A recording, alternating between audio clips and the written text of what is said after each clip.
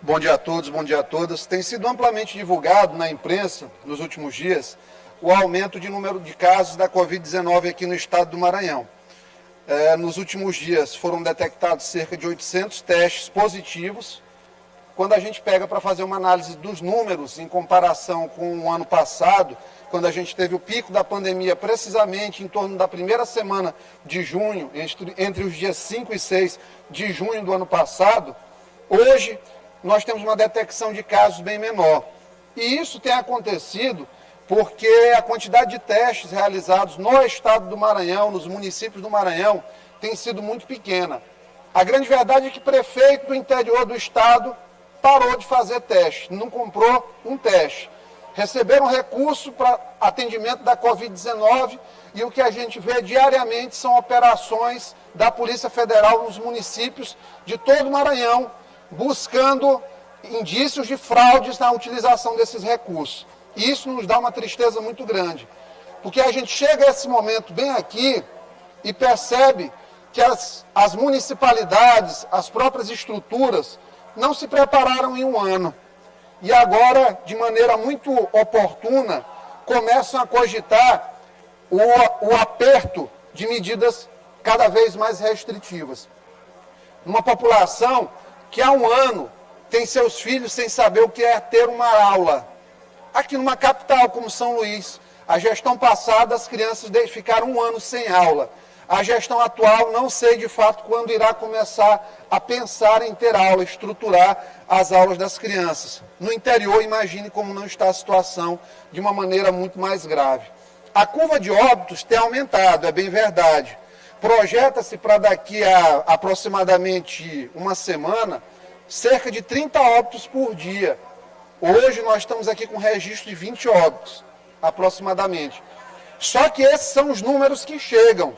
A realidade que a gente conversa com os colegas das emergências, as pessoas que estão fazendo atendimento diariamente da Covid-19, é que os plantões estão cheios, é que o absurdo da falta de material, do excesso de trabalho, está instalado. Plantonistas que no ano passado receberam, os não médicos, um acréscimo de 40%, fruto de uma discussão que nós iniciamos nesta casa. Os sindicatos dos profissionais também de enfermagem começaram e pagaram por 3 meses. Agora estamos de volta à pandemia. O reconhecimento que os profissionais de saúde tiveram foi muito aquém do que deveria ter sido. A verdade é que estão todos no limite. Todos os profissionais de saúde estão no limite. Os médicos hoje convivem com a insegurança nos seus empregos, nas suas quarteirizações, na verdade. A tendência é que abram licitações nos serviços, incluindo o serviço do Estado, para reduzir ainda mais o valor do plantão.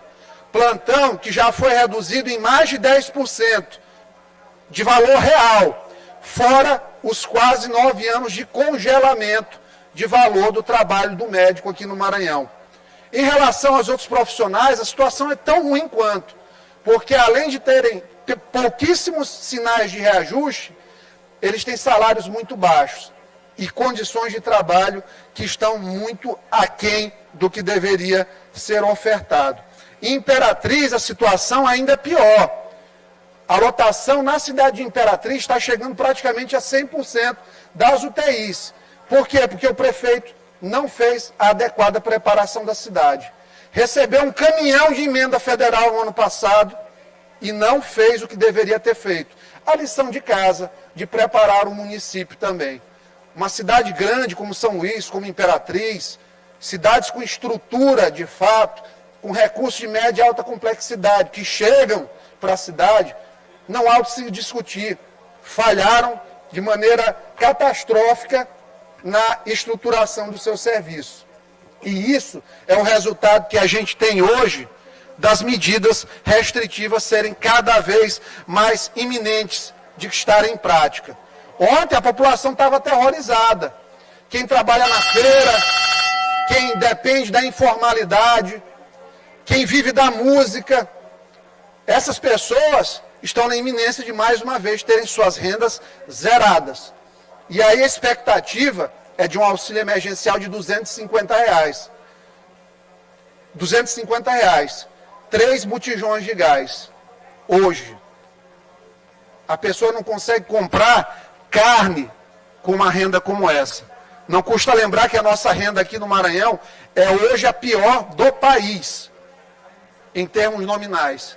A população aqui vai sentir duramente o impacto do combustível que subiu 12 centavos hoje na gasolina, 13 centavos no diesel e teve aumento do gás de cozinha. Eu me pergunto aonde nós vamos parar. O Congresso Nacional congelou todas as agendas. O presidente falhou na vacinação. Estados Unidos, Israel, Alemanha, Espanha, todos os países que tiveram segunda onda gravíssima, mas que começam a colher resultados de um plano de vacinação que funciona.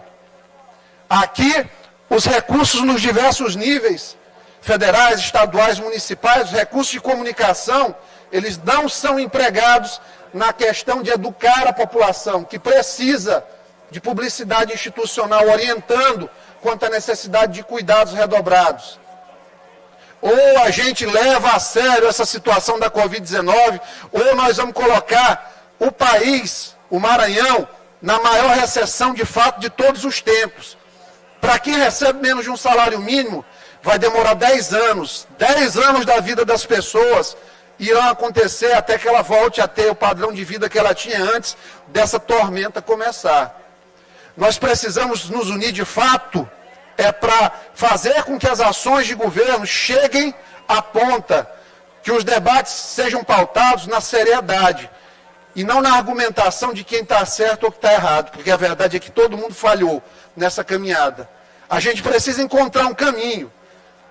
Ler uma carta como aquela ontem do CONAS, em que eles sugerem toque de recolher, que é uma medida que não tem nenhum efeito prático comprovado. Não existe um trabalho científico sério no planeta Terra que mostre que colocar pessoas confinadas de 8 a 6 horas da manhã reduz a transmissão de Covid. Até porque o vírus não escolhe se é de manhã, de tarde ou de noite. Ele está circulando no calhau litorâneo lotado, ele está circulando na escola que está tendo aula sem respeitar as condições mínimas, ele está circulando no supermercado Mateus que não faz controle das suas filas e que muitas vezes os funcionários não utilizam máscaras, ele está circulando numa rua grande que muitas vezes não tem braço de fiscalização do município e do estado. A verdade é que a gente tem que parar de penalizar a população ao final, tirando-lhe a liberdade quando a gente não consegue, quando nós não conseguimos fazer o que as pessoas esperam de nós, que é comandar o Estado, comandar os municípios, comandar o Brasil.